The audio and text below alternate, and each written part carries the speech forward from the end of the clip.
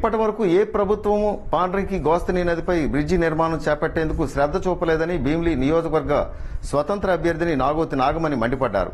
ఎన్నికల ప్రచారంలో భాగంగా పాండ్రంకి పంచాయతీలో పర్యటించి ఆమె సాక్ష్యం టీవీతో మాట్లాడారు.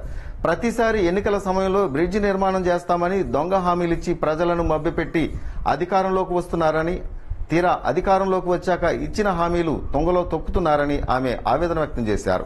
ఇక నిన్న మొన్నటిదాకా పాలించిన వైసీపీ కూడా అదే కోవలోకి చేరిందని, బ్రిడ్జి నిర్మాణం కోసం 2 సార్లు శంకుస్థాపనలు చేసి ప్రజాధనాన్ని దుర్వినియోగం చేశారని, ఇచ్చిన హామీ కార్యరూపం దాల్చలేదని దుయ్యబట్టారు. స్థానికురాలైన తనను గెలిపిస్తే స్థానిక సమస్యలను పరిష్కరించడానికి కృషి చేస్తానని హామీ ఇచ్చారు. అంతకుముందు గ్రామంలో వేణుగోపాలస్వామి ఆలయంలో స్వామివారిని దర్శించుకుని అనంతరం గ్రామంలో ఉన్న విప్లవ వీరుని విగ్రహానికి పూలమాలలు వేసి ప్రచారాన్ని ప్రారంభించారు.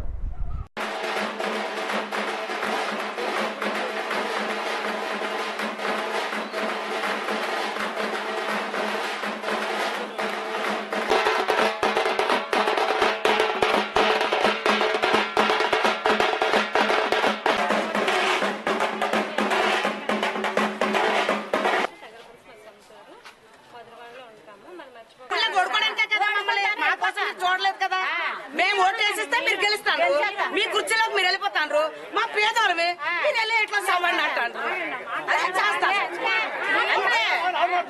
నేను 80% తిరిగి చుట్టుముట్టి రావడం జరిగిందండి ప్రజా పరిచయ వేదికలో. పద్మనాభ మండలం మళ్ళీ 2వ రౌండ్ లో సెకండ్ విడతగా ఈ రోజు అడుగు పెట్టామండి. మన పద్మనాభ మండలంలో పాండ్రంగి విలేజ్ లో మనం ఈ రోజు ప్రతి గడప గడపకు వెళ్లడం జరిగిందండి. మొదటగా పాండ్రంగి విలేజ్ లో ఉన్నటువంటి మన విప్లవ వీరుడు అల్లూరు సీతారామరాజు గారి ఆశీస్సులు తీసుకుని, అదేవిధంగా వేణుగోపాల స్వామి టెంపుల్కి వెళ్లి ఆశీస్సులు తీసుకుని, తద్వారా ప్రజలందరికీ నా గురించి ప్రతి గడప గడపకు వెళ్లి నా గురించి పరిచయం చేసుకుంటూ వాళ్ళ యొక్క సమస్యలు నేను అడిగి తెలుసుకోవడం జరిగింది. ఆ బ్రిడ్జి చూడగానే మనకు వాతావరణం అర్థమవుతుంది. ఇది నేను ప్రత్యేకించి మీకు చెప్పవసరం లేదు. సో నైట్ అయితే ఎలాగొస్తున్నారు వీళ్ళు, వర్షాలు పడి ఆ చెరువు నిండిపోతే ప్రజలు అట్నుంచి ఇటు ఊర్లో నుంచి బయటికి ఎలాగెళ్తున్నారని చాలా పెద్ద సమస్య అండి. ప్రజలందరూ దాని నిమిత్తం అయితే చాలా బాధపడుతూ హోప్లెస్ గా ఎవరూ మాకేం చెయ్యట్లేదు.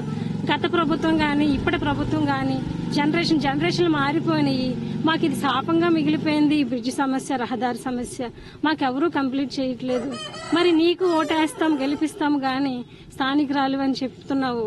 స్థానికురాలు అనే నమ్మకంతో మీకు ఓటేసి గెలిపిస్తాము, కానీ నువ్వు ఈ సమస్యను మాకు తీర్చగలవనే నమ్మకం అయితే మాకు లేదని వాళ్ళెంతో బాధతో నా మీద ఆవేదన వ్యక్తం చేయడం జరిగింది. నేనైతే వాళ్ళకి హామీ ఇచ్చాను. నేను గెలిచిన తర్వాత ఎలాగైనా నేను పదవి పూర్తయ్యే లోపలైనా నేను బ్రిడ్జ్ సమస్య మాత్రం నేను కట్టి చూపిస్తానని వాళ్ళకి హామీ ఇవ్వడం జరిగింది.